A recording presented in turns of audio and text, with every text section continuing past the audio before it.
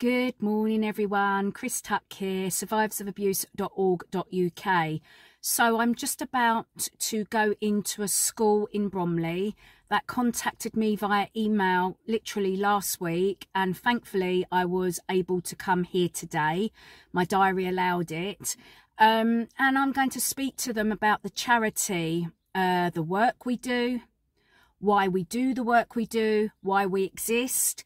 And I'm hoping that their project that they're doing on my charity will enable us to win some money so we can put it into the funding pot to enable the charity's work to continue with working with adult survivors of all types of abuse, whether it be mental, physical, sexual abuse and/or domestic violence. Often our clients or service users will have endured not only childhood abuse in some form, but bullying at school, bullying at work, and may also enter into domestic violence relationships because they're vulnerable. And that seems to be a pattern for some people, the pattern being the reality of some of our service users. So education is key. I'm always keen to come and do talks in schools, but also about giving hope and also sharing that just because you are a survivor of some form of abuse, it doesn't define your life outcomes, your life chances and your life chances. Okay, chances and choices. So it's really important to me that I obviously keep it on a level where I don't re-traumatize anybody. There are always disclosures following a talk around abuse and bullying, always. So the schools have to be, or they need trauma-informed staff just in case a disclosure does happen, and it invariably does. Because when children and young people hear about abuse, what it looks like, they then think that's what I'm actually going through at the moment, or what I've actually been through. So they get the language, they get the vocabulary, they get the understanding that they're not alone and that there is help and support out there for them. So I'm just about to go into the school and I will let you know how I get on. Bye for now. Oh my. So I just delivered a talk to Year 7 as to why the charity Survivors of Abuse exists. And that meant sharing a little bit of my life story without going into detail. Just top level. I suffered physical abuse, mental abuse and sexual abuse within the family home and outside the family home. Many children and young people do not even know what abuse is. They don't know about the impact. They don't know what help and support is available and how they go about even having the conversation and accessing that help and support. So before I even started, I spoke to the teacher to set the boundaries of the talk and what I could share, what I could not. I made sure that the children and young people in front of me knew that what they would be hearing was potentially triggering and hard to hear. And then I started on my talk. So they chose my charity. They knew what the charity was about because there's a video on the website from me sharing what it's all about. They chose me. They asked me to come in. They want to try and win the charity £1,000. So they need to know why we exist. Yeah.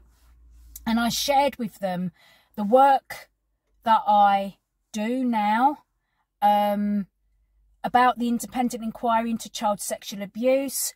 I spoke to them about not doing well at school because of the impact that I was living with at the time, which included bullying at school. And I also spoke to them about that your life is not defined by what you're actually going through at the moment, okay? And I shared with them about not having O-level maths, but now being a chartered management accountant and the work that that took. So I'm hoping that I shared not only the truth and the reality by sharing the statistics, but also that you can become someone that is successful, whatever success means to them. At the end of the class, I had 3 children come up to me to share what was going on for them. One young person shared with me that he's now living with his other non-offending parent, and he's actually going through his 2nd court case. Another young person shared with me that she's currently experiencing being hit by a belt and other stuff is happening. And she was literally in tears, and she was thanking me for coming along and just sharing that there is help and support, and she's already getting support from the school. And then another person asked me, what is physical abuse, and should her caregivers be doing what they're doing? So there seems to be a lack of basic understanding of what is abuse and what isn't, and what caregivers are allowed to do and not. And I really explained to the children that I don't want them going home and challenging their parents about their parenting style, because I didn't want them to suffer further consequences of maybe challenging their parents. But what we made clear was, what does abuse look like, what its impact is potentially, and what they can do to get help and support from a school. And I also shared with the teacher, obviously, about the ICSA recommendations of mandatory reporting that obviously is going to be impacting every single teacher in every single school, in every educational setting. So he's fully aware of what is coming. I'm not going to give the name of this school out because it's not fair, okay? But what I want to really express and share here is that we need to do a lot more work in every single school. We've just got to. This is a real eye-opener as to what the children know or not, and what help and support that they actually are going to need. And for me, I think teachers really truly do not understand the trauma impact and how it affects education of children that may be in their class. Yeah, unbelievable, really. A real eye-opener. You know, I've presented in schools a lot in my borough over the years, but now knowing what I know and seeing what I've just seen and experienced, we've got so much more work to do. Anyway, over and out. I am just truly grateful that I'm in a position to do the work that I'm doing. And I just hope the children that I spoke to today, the teacher did say to me that they're quite insular and not confident, but they asked me so many different questions. And I was trying to bring it back to the project, but they were asking me what constitutes physical abuse, what constitutes mental abuse, what constitutes sexual abuse.